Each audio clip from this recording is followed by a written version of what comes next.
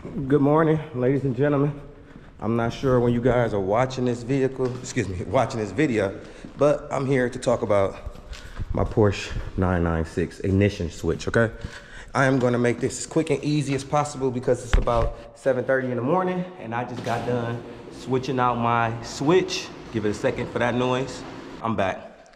So what I had was my key was stuck inside my ignition switch, okay? So what happened is I got in the car one day and my key wouldn't come out the ignition, okay? You see this right here? My key was stuck in the ignition, okay? I jiggled it, I turned it, I did everything they told me to do. It wouldn't come out, all right? So what this video is going to be is a compilation of everything that I watched that worked for me, okay? I'm gonna jump the car right now and put it on the street, but I'm gonna talk you guys through this. I won't waste your time. I won't show you how to do it. I'll just upload links at the bottom and then I'll just kind of like clip their videos in and show you guys. But these are the few things that work for me when changing out my 996 ignition switch, okay? Let's do it. All right, guys, first tip. Nobody could tell me if I left my key in the ignition and changed the switch, would it work, okay? That did work. So first thing, if you're here because your key is stuck in the ignition and you can't get it out and you tried the little emergency switch and everything they put online, you can change your ignition switch with the key inside. I did it, okay? Second thing is that when you get on the videos and on YouTube, you're gonna see a lot of people overseas with left-hand drive, right-hand drive vehicles, telling you to take this off and this off. I didn't have to do that because all I did was go under, and I'll add the clips from the other videos, and I just removed the air duct that was under there, okay? First thing you wanna do when you remove the air conditioning duct under there is you wanna make sure you either have the black ignition switch or the white ignition switch. Mine is a 2000 automatic. I don't know if that, or Tiptronic, I don't know if that plays into it, but it had this black color piece, okay? So I took off the air duct, I looked straight up, it's a purple connector on the end of this, all right? That's how I knew it was black, okay? Purple connector right here. I ordered this $13 piece off Amazon, okay? Once I ordered that piece off Amazon, it came in, all right? Now, the most important thing is I didn't include here with me, but I'm gonna add right here, is I had to get these little small precision screwdrivers, okay? So what I did was I get the small precision screwdrivers. I took the 3-inch, okay? The 3-inch actual like screwdriver that comes with the long thing on it. I'll add them on here because I can't get the names right. And then I actually took the actual head to like a drill bit that was 3 inches, okay? So what I did is I took the long 3-inch screwdriver and scratched out the Loctite that was on the top of my screws, okay? You wanna know that it's 2 screws on the side of the ignition switch, okay? I can show you with this, okay? They go right here. They clamp on right there and right there, okay? They don't go all the way through. They actually clamp on.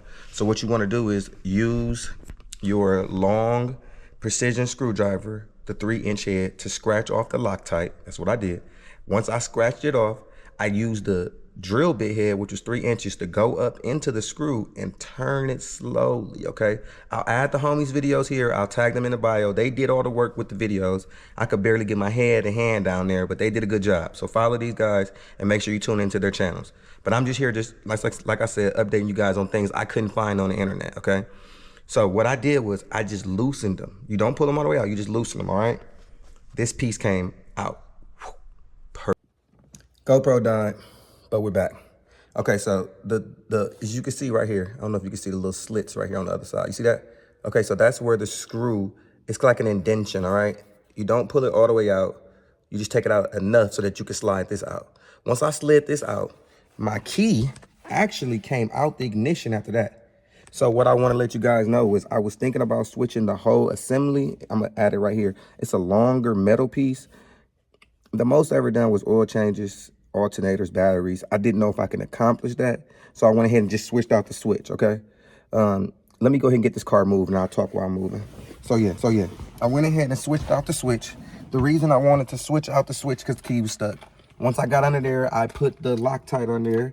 I got the Loctite off, excuse me, if you can't follow me because I'm trying to do a million things. But it's important to know I got the Loctite off. I used the actual 3-inch head screwdriver, the drill bit, to twist it slowly, okay? I'll make sure to add all these things in here on the side, just so you know, all right? Give me 1 second.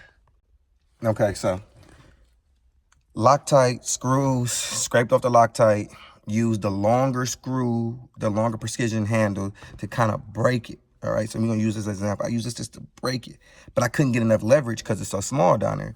So what I did is I took the 3-inch drill bit head, and I add all this right here, it'll sit there. I took that and I used that just to slowly but surely creep it out. It was hard, it wasn't easy. Hear my baby start right up now. So it was hard, it wasn't easy, but it did work, all right? Now what happened is, just to update everybody, because I know you watch other videos and stuff, is that once I actually got the screws halfway out and I pulled the ignition switch out, my actual key came out of the ignition, which was good, okay? Once my key came out of the ignition, I was able to install the new ignition switch, push it in there, put the purple tabs back on the side, you'll see all that here, and then tighten up the screws, okay? Tighten up the screws. Now, what I did see was that when I put the key in and try to turn it, nothing happened. What I noticed is that you got to take the ignition switch and push it all the way into the clicks, because you can sit it in there, but it won't click. Tighten it and sit it, it won't click, but the car won't start. Once you push it in and it clicks, then the car will start. So I went ahead, put the new ignition switch in, put the new ignition switch in. As I put the new ignition switch in, the car did start, thank God. One thing I want to let you guys know who got here is that one of the problems I was having with my ignition switch before my key got stuck was the problem I was having was that my ignition switch, like I would turn the car on and I would turn the key all the way to the right to start the car, but then my AC, my radio wouldn't work. So then I had to kind of like creep it back to the left to get it to work, all right? When I bought the car, I did know that it needed an ignition switch. The seller did tell me that.